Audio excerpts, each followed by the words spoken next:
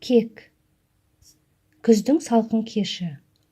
Таудан ескен жел денеңді қарып, өн бойыңды мұздатып жіберердей. Бүгін оқуынан кеш шыққан Әсемай асыға аялдамаға қарай жүгіруде. Елмен бірге жанталаса автобусқа әрең мінген қыз екі аяқтап тұру мүмкін емес, көпшіліктің арасында әрең сыйып тұр. Бұл күй автобустағы ешкімге де ұнап тұрмаса да, үйлеріне асыққан жандар амалсыз шыдап тұрғандай.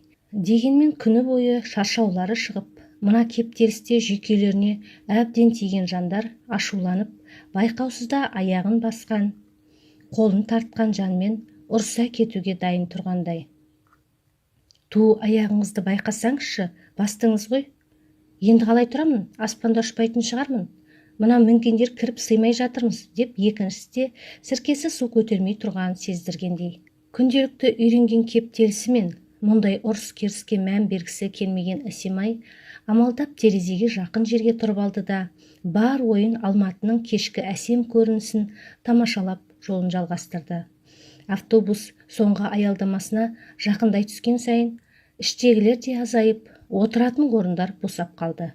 Ең соңғы аялдамаға дейін баратын ару асықпай соңғы орынға жайғасып, терезеге сүйене көзі ілініп бара жатты. Бүгін таңнан бері диплом алды практикасының құжаттарымен ары-бері шапқылап жүріп, әбден діңкесі құрған қыз тез ұйқыға да кетті. Өзіне қадалып қарап тұрған көзқарасты сезгендей, жағымсыз күйде көзін ашқан Әсемай расында өзінен көз алмай отырған жүзі суық жігітке назар ауды. Суық көзқарасынан бойы бірден мұздап сала берген қыз жан-жағына қарап, өзіне қорған болар жанды іздердей. Қою қараңғылық өз күшіне де енгендей. Соңғы аялдамаға келіп тоқтаған автобус ішінен санаулы адам түсті. Алматының шетіндегі ауылда тұратын қыз ешқашан бұлай кеш қалып көрмеген еді.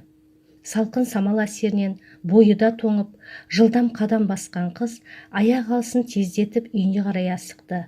Жүрегі де дүрсілдей жан-жағына қарап сақ келе жатыр. Жарық көшемен жүріп, өз үйіне қарай бұрылған сәтте жарық та аяқталып, қараңғылау көшеге түсті. Әр жерден шыққан көше иттерінің дауысы да әбден дегбірін алып барады. Қорқынышы сәт сайын артқан қыз қолы дірілдей телефонын ала, үйдегілерге қоңырау шала бастады. Жеңгесі де алаңдап, ағасын алдынан жіберген екен. Жеңге, біртүрлі қорқып тұрмын, өтініш телефонды сөндірмеңізші, сізбен сөйлесіп үйге де жетіп алайын. Бұлай кеш жүрмеуші едің ғой, ағаң қатты алаңдап отыр, жаңа телефон соққан едік, алмадың.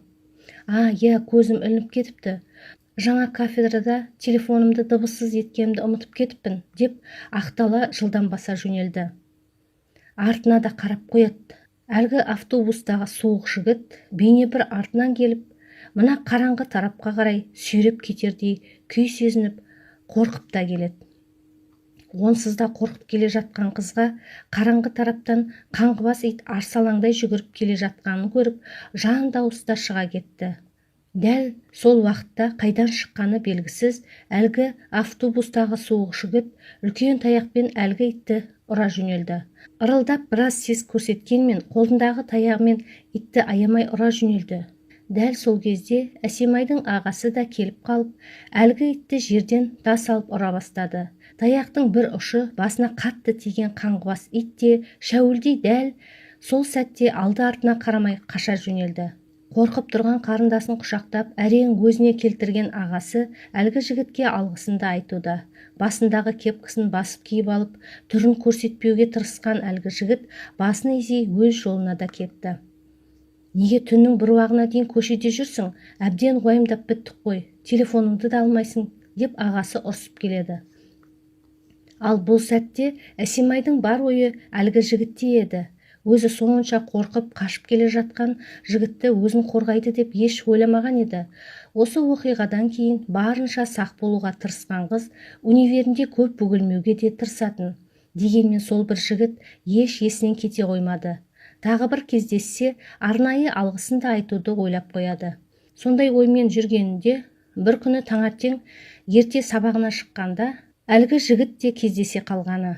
Сол сәттегідей суық көзқараспен Әсемайдың жанынан өтіп кете барды. неше күннен бері алғыс айтар сәтті сонша күтіп жүрсе де, дәл сол кезде ештеңе дей алмай тосырқап тұрып қалған қыз аяқ алысын жылдамдата әлгі жігітке жетіп алуға тырысты. Кешірерсіз, түсініксіз жігіт дәл сол күндегідей суық қарады. Мен әлгі өткенде түнде иттен қорғап қалған қызбын.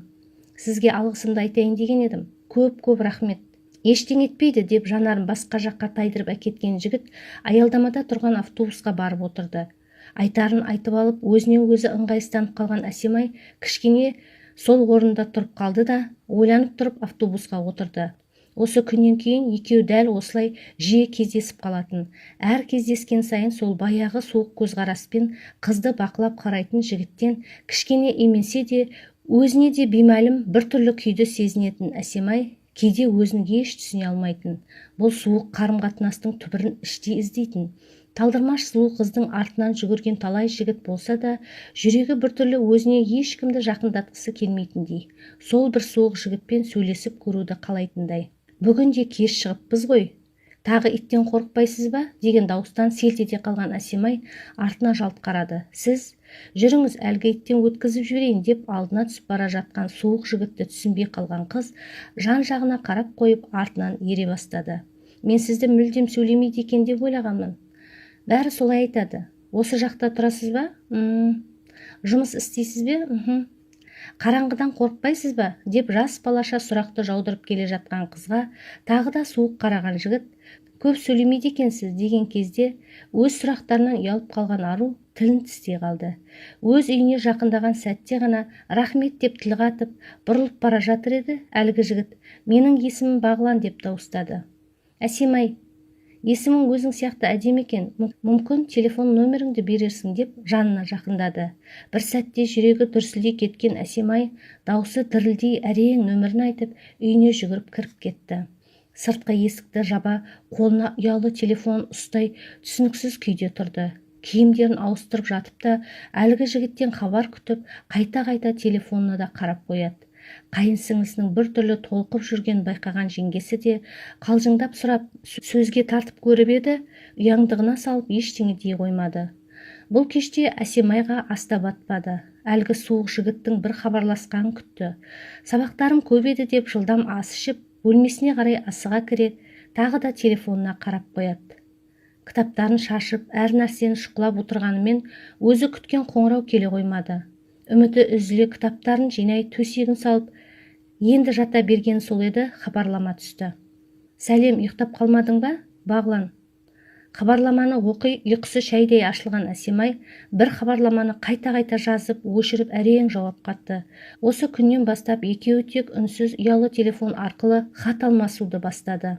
Таңертең бірге үйден шықса да, жігіт жанына аса жақындай қоймайтын, кешке де үйіне жеткенше аса сөйлей қоймайды. Дегенмен телефоннан түрлі әсем хаттарын арнап, қыздың жүрегін әлсін-әлсін жаулап барады. Бүгінде сабағынан кеш шыққан Әсемай аялдамаға асығып келді. Қалтасынан ұялысын алып, хабарламаларды ақтарып тұр еді, телефоннан көз алмайсың ғой деген таныс дауыстан селт етті. Бұл Бағлан еді.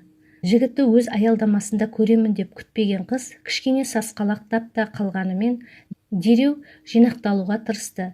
Дегенмен жүрегі біртүрлі өзіне бағынбай, кеудесінен жарып шығардай күй кешуде. Сіз, бүгін жұмыстан ертерек шыққан едім. Өзіңмен бірге қайтайын деп, сенің аялдамаңда түсіп қалдым деп ақырын жымиды.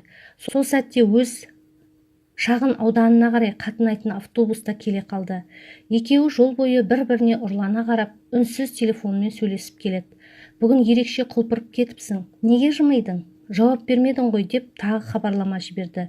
Екеуі осылай соңғы аялдамаға дейін барды. Жарық көшеде, бірі алда, бірі артта, телефондарына тағы үңіліп келеді.